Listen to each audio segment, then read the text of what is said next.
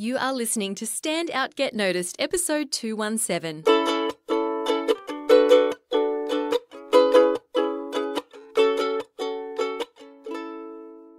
Hi there, Rockstar, and welcome to Stand Out, Get Noticed. I'm Christina Canters, here with you for your weekly dose of communication, speaking and mindset-focused tips, insights and inspiration. I'm so glad to have you joining me today. Welcome. Now, if you've been listening the last couple of weeks, you'll know that something very exciting is coming. It's the C Method Academy, our online membership program. Now, we did fill all 10 founding members' spots, and I will be working with those founding members to build up the academy and make it as valuable as possible for when we launch. And the academy will launch in October, and I will be offering early bird one-time membership rates for the first people who join. So if you want to take your communication, your speaking and your leadership skills and everything you've learned on this podcast to the next level, make sure you're on the wait list and you'll be the first to be notified when membership opens. Go to thecmethod.com/join. The link is also in the description of this podcast in your app. That's thecmethod.com/join. I'm so excited for this, Rockstar. I can't even tell you. I can't wait. So join the waitlist and I will see you real soon. Okay, today on the podcast, I'm sharing with you a powerful anxiety-busting strategy for when you are speaking to an audience. Now, I get asked all the time, how can I reduce my nerves? How can I not feel so anxious? And there are many ways to do this, okay? So this is one way. And the reason why I'm sharing this particular strategy and giving it its own episode is because it is one of the most effective ways that I have found to reduce your nerves and anxiety when speaking to an audience. I've learned this for myself and it's worked for my clients, so I'm confident it'll work for you as well. And what is it? It's all about humanizing your audience. Show notes for this episode will be at thecmethod.com/217. I'll pop in the links to other resources I mention in there. Now, this podcast was inspired by a coaching session I had with a client yesterday. Now, this client of mine, he is struggling with his nerves and anxiety when it comes to public speaking. And he comes to the session and he tells me what goes through his mind when he's standing up in front of an audience. And he tells me, I don't even see the individual people when I'm speaking. He says, I see the audience as a single faceless mass, this sort of blank mass of bodies, and it makes me really anxious. Now, in my experience, I have found that one person's struggle is not unique. Believe it or not, right, whatever you are going through, someone else is going through as well. I was at my Toastmasters meeting the other day and one of the guests at the end, we asked for her feedback and she said, when we each had to talk for 10 seconds, answering that question, my heart was pounding as it approached me as we went around the table. And I said, who here also gets the heart pounding when it's almost their turn? And literally every single person in the room put their hand up. And my client was there and he said to me later, he said, I had no idea that everyone else felt that way. I said, yeah, it happens. So when my client came to me with this challenge and we worked through it around seeing the audience as a faceless mass, I thought, you know what, I'm certain that there will be other people who have this challenge as well. So this is why I am sharing this with you on the podcast. And what I'm going to do today is I'm going to take you through the exercise I did with my client to help you to humanize your audience. Okay. So firstly, I'll just explain why this is the case, why what happens when we don't humanize our audience. Now, I've talked a bit before on this podcast around being human, and I interviewed Celeste Halliday on the podcast a few episodes ago, episode 214, and we talked about being more human in the workplace. Even the conversation I had with Dr. Kristen Guillory, we talked about sharing your personal story and bringing that human element. And what it comes down to is that when you're human, it allows you to connect with other people. And it allows you to empathize with them, feel compassion for them. And it's the same way when we make our audience more human as well. So when we don't humanize our audience and we see them as just this faceless, judgmental blob, it becomes, us versus them. We don't connect with them. And we feel like we're up on a stage performing for a judgmental audience. So when I talk about humanizing your audience, I mean seeing them as individual people, and not just individual people, but also to feel compassion and empathy for them. And when we're able to do this, it enables us to think of our presentation as a conversation between you and each person. Think about the level of nerves, your level of nerves when you're speaking with someone one-on-one. I asked this to my client yesterday and he said, I'm fine one-on-one. I'm not nervous.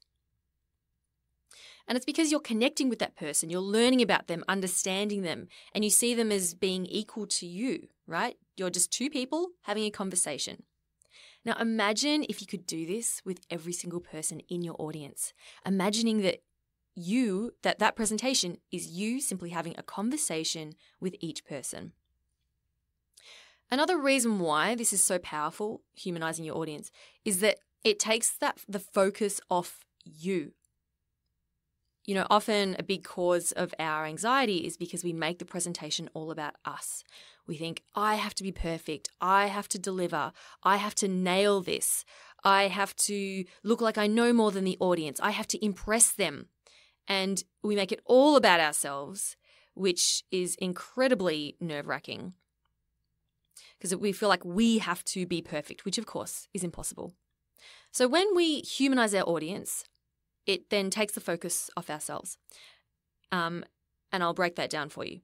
Okay. I know you all love step-by-step steps. That's what I get told quite a bit. Christina, I love that you break it down and easy to follow step-by-steps. So I'm going to do that for you right now. Now, this is the exercise I did with my client. Now, we used a big whiteboard in the room. You can also use a whiteboard or you can use separate sheets of paper.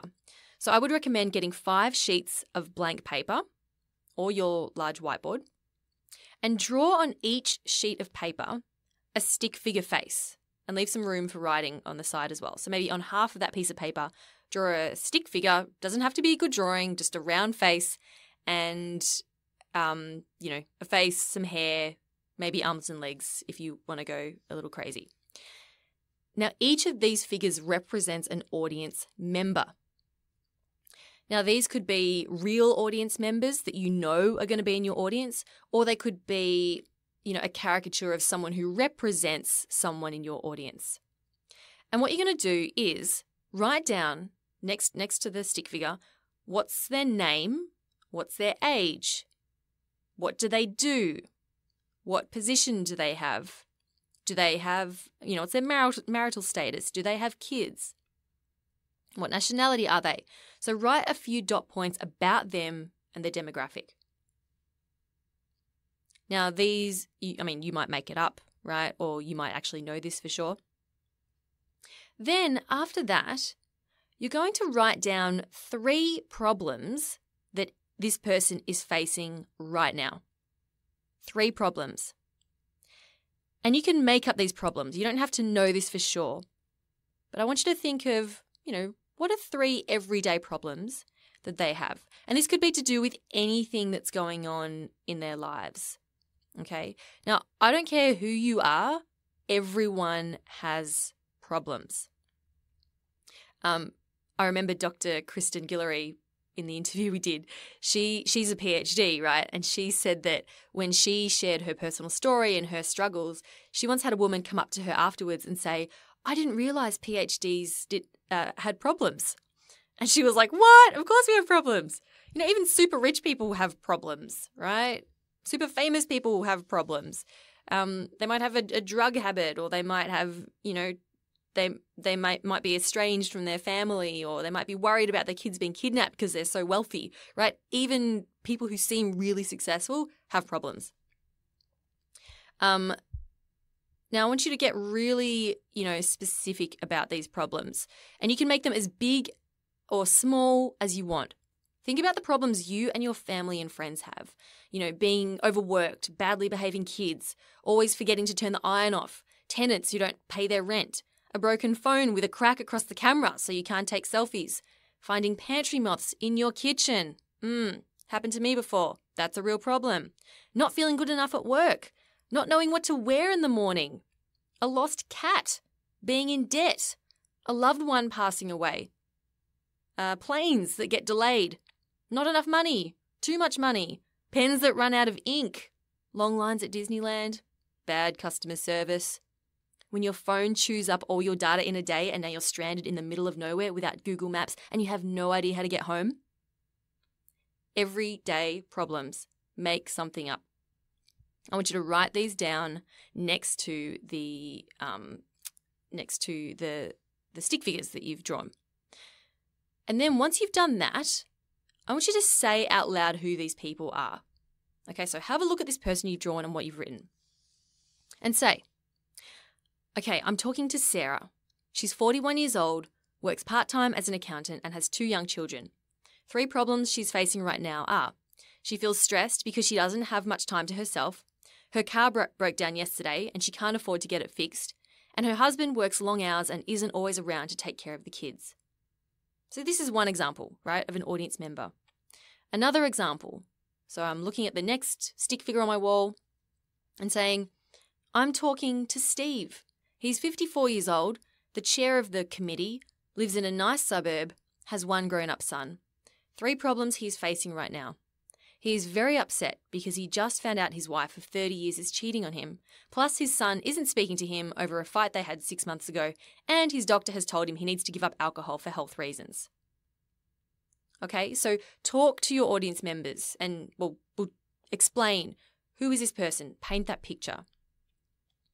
Now, when you look at the people you've created, say out loud, Steve, I have so much compassion for you.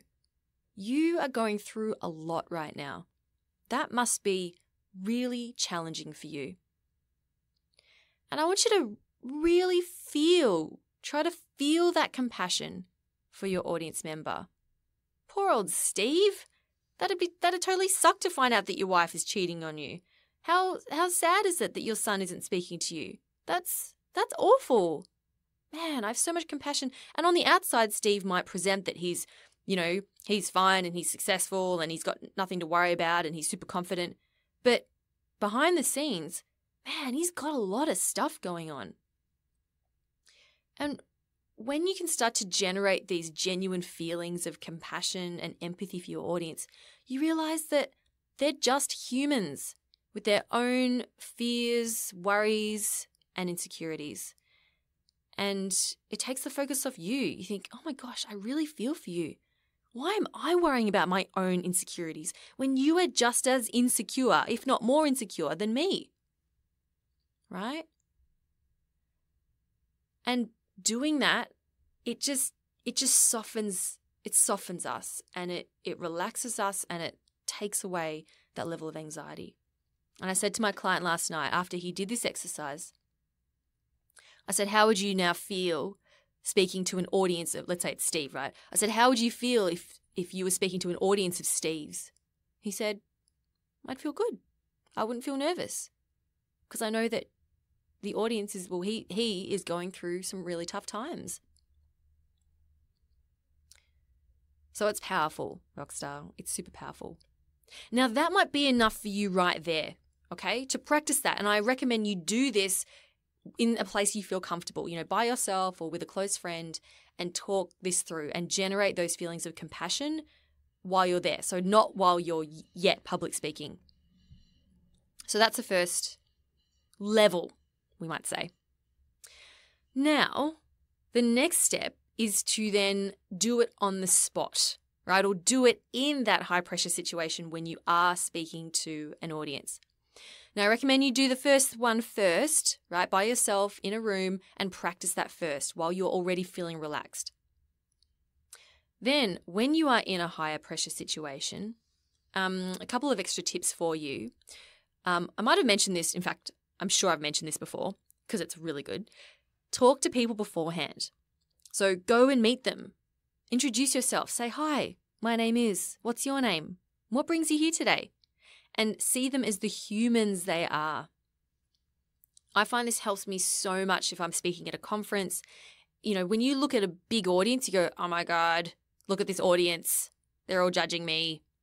But when you go into the audience and you meet them one by one and you go, oh, this is Dave and he's here because he wants to learn more about this. This is Cheryl and she's here because she, is looking for more opportunities for something. And this is Mary, and you see them as individual people. It really makes a difference.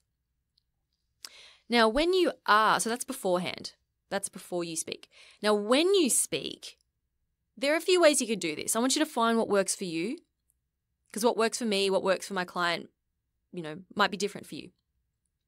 So one thing you might like to do is when you're speaking, pick 3 or 4 people in the audience who have kind faces and who are smiling at you, right? Some people call this the warm spots.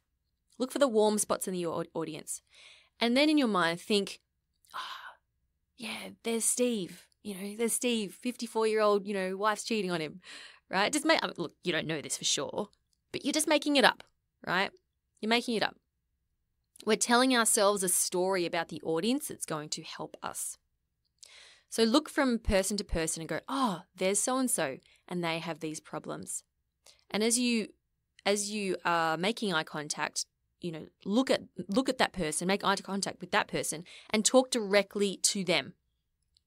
So yes, you are addressing the whole audience and the whole audience is listening, but as you're speaking, I want you to pretend that you're having a one-to-one conversation with that person. Now, if you can, I recommend starting and practicing this with an audience you feel more comfortable with, because it might be easier for you to feel compassion for them. For example, I was speaking with my client about this, and he goes to Toastmasters, and we talked about the challenges that people who come to Toastmasters have. And we agreed that, people who generally come to Toastmasters, they want to improve their public speaking because maybe they, don't feel like maybe they do get really nervous and anxious. Maybe they don't feel good enough in the workplace and they want to get to the next level. Or maybe they feel like they don't have a supportive network around them and that's why they come to Toastmasters. So it was relatively easy for my client to generate those feelings of compassion for that audience compared to, say, at a conference where he might be speaking with people he doesn't know. Okay, so if you can, start with an audience that is that you feel more comfortable with. All right, so that is the next level. And I wonder if we have time to go to the next level. Oh yeah, I think we're all good. So the next step after that, and this is going to help you when writing your presentation, is to write down a problem that each person has. So going back to each stick figure person and writing down a specific problem that your presentation can solve. Now, this problem, you might think, oh, it's not really a problem. So it may not be super obvious, but it could simply be that they don't have knowledge of a certain topic and they want to learn more. Maybe they're not feeling very motivated right now and need a bit of inspiration. If it's a work meeting, perhaps the problem your team members are facing is that they don't know the status of a project, or there is confusion as to who is working on what, right? So think about what is that specific challenge that your audience has that your presentation is going to solve. And when you get really clear on this, it will help you to write your presentation. Now, I go into detail about this in the episode on how to start your presentation strong, which is episode 180, and I'll link to that in the show notes as well. So that is the next level for you, and when you can get really clear on the specific problems your audience has that you can solve in that presentation, it's going to make, and you then address that in your presentation, it helps your presentation to be super engaging and your audience will go, oh yes, I absolutely want to listen to that. But if you are getting started, then I do recommend you start with steps 1, step 2, generating that compassion for your audience. Okay? So I want you to think about your next speaking opportunity and where you might be able to apply this. It could be a formal presentation, it could be a meeting. It could even be a conversation with a senior person where normally you might feel intimidated talking with them one-on-one. So, draw a picture of them or maybe grab their photo and make up some problems that they might be facing in their life. So that's what I wanted to offer you this week. Implement it and let me know how you go. Connect with me on LinkedIn. I'm always happy to, hear from podcast listeners. Connect with me on LinkedIn, send me a message and let me know, did this work for you? Did it help to reduce your anxiety? What's shifted for you? And if this is something that you would love to study further and implement and receive hands-on help and support with, then, as I mentioned at the start of this episode, sign up for the C Method Academy waitlist. It's going to be opening in October. So make sure you go to thecmethod.com/join to jump on the waitlist and be the first to be notified when we open that membership. And of course, we will be offering a special early bird member rate as well. But you won't find out about that unless you are on the waitlist. So I look forward to seeing you real soon. Thank you so much for spending some time with me today. Keep on being awesome, Rockstar. I'm Christina Canters, and this has been Stand Out, Get Noticed.